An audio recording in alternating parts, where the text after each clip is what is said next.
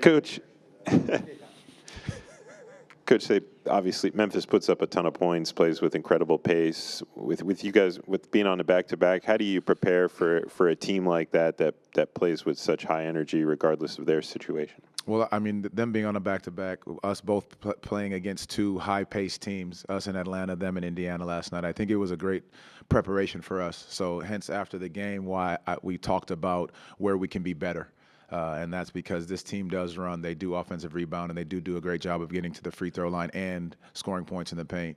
So it was great preparation for tonight. So can we be better at those areas tonight will give us a chance against them. After the game last night, I asked Paolo about free throws. Obviously, you guys won the game. He said you guys made enough to win, but you still missed 12, and he mentioned that you won't always be able to get away with that. How do you guys work on free throw shooting at this point in the season, or how do you go about addressing that, or what needs to happen to improve that? I think it's just one of those things you got to focus on. You have to focus when you step up to the line, know how much work you've put in, and concentrate in that moment. One free throw at a time. Whatever your routine is, you have to stick to that and stick with that process in order to get the result that you want.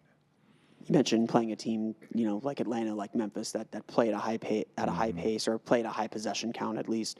How do you, as a team, kind of find the pace that you want to play at and kind of force them into the kind of tempo that you're looking for? It starts on the defensive end, and number one is sprinting back. Whether no matter what shot is taken, sprinting back to allow them to play in the half court because you don't want to get into the back and forth game. Allow your stops to create your offense and not just cast up shots quickly and not get the ones that you want. So I think it's going to be more on the defensive end that we continue to focus on in order to get us some easy baskets on the other end. Jet didn't play last night, but obviously I know there's some management between first night of a back-to-back, game situation, all that kind of stuff. How do you balance him being a second-year guy, still needing to get some on-court opportunities while, managing a game-by-game situation where rotations can change, especially at this point in the season?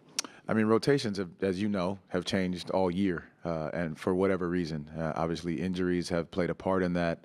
Schedule has played a part in that, in unexpected situations. And so guys need to know that they just have to stay ready. And I think that's a big thing for Jet is other guys that have not found their way in consistent rotation, but it's just enough to stay ready to know that your number is going to be called at some point.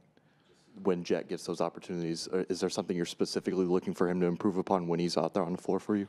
No, the same thing we ask of all of our guys, the younger guys in this group, just being able to play the right way, defensively, guard your yard, contain the basketball, positional defense, and then offensively being able to share it, move it, and when you're open, let it fly. Coach, Memphis ranked 6th in offense, and yet they run the fewest pick and rolls of any team in the league. What makes their wheel concept so hard to guard? J.J. Redick termed their offense that term where the entire lineup relocates around the perimeter as the ball penetrates the paint. Wheel concept. If that's considered Ja Morant attacking the basket in transition and everybody getting out of the way and spacing to the three-point line, I'll take that as a wheel concept. So it's his ability to get downhill, Jaren Jackson's ability to get downhill, and people spacing out of the way. And whichever way they decide to go is just finding and relocating to find the three-point shots, which they do knock down threes as well. So letting a guy attack downhill and transition fast, quick, and spacing the floor to create room for him to get to the paint and find shooters. But wheel concept. Coach, you talked about last night's win being a gritty and a gutsy one. To see the team have maybe their confidence and their swagger back, especially in the late game situations, how important is that type of energy and just to see that come back to this locker room as you guys come home? I mean, and we've talked about it even prior to Magic basketball, and you can feel that. Last night there was a big portion of it. When Paolo got going, Franz got going, we were able to get stops, get out and have runs. You saw the bench into it. There was activity and energy into it. I think that's what the guys have know what they're capable of doing, and I think that's what we felt last night. And I think that's so important, especially now being at home in those runs.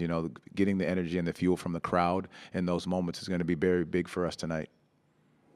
How's Jonathan? He was added late to an illness. Yeah, I mean, he's going to come in the building and see how he's feeling in a little bit. Jalen's out again tonight. Correct. Is there a concern that this could last a few more weeks, or what? I know you guys don't like to talk about a timeline, but again, going back to the running up against a wall, How do you view the concern level with Jalen missing more time?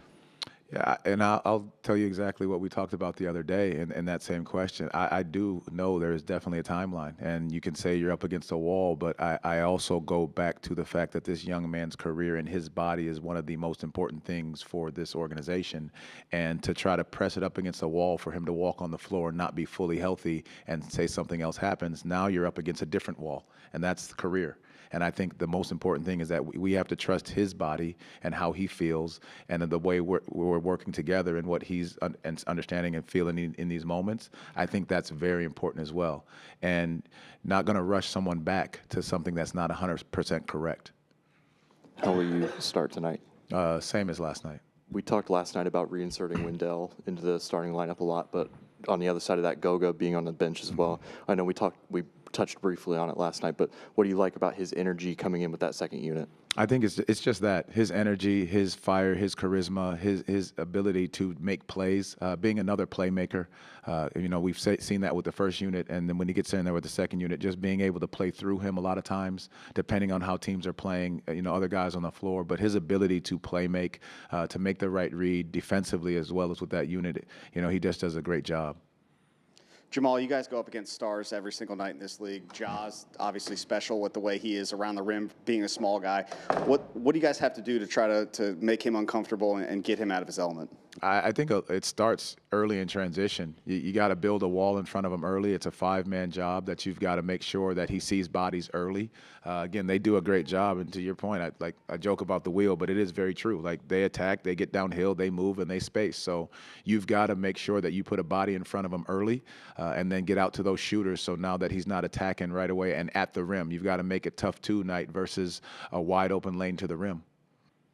Hey, Coach, how you doing? Quick question. I know the All-Star break was just a week ago, but what have you told your players for the second half of the season? What's the goal for you guys? Just lock in and focus in these last 25 games. I think that's a very important piece, understanding what you're trying to accomplish, but taking it one game at a time. Not looking too far ahead and not looking at the past games because this is an entirely new season, 25 games to understand how we have to focus on the game plan, how we need to approach each game, how we have to take care of our bodies, how we have to rest and be ready for each game that comes up. Thank you. Thank you all.